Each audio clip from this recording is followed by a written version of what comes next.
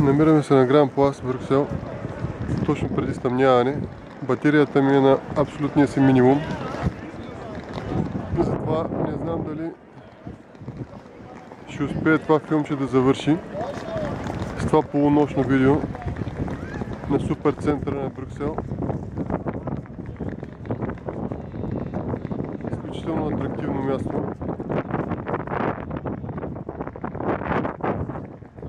В което всяка сграда, която се обикаля, си носи свой абсолютно индивидуален стил или характер, който различава от останалите, но не по такъв начин, че да бъде създадена някаква изкуствица да се допълват една друга. А тук точно срещу нас е там, където е Лебеда, е била кръчмата, където е живял Маркс и е творил своя труд Капитала.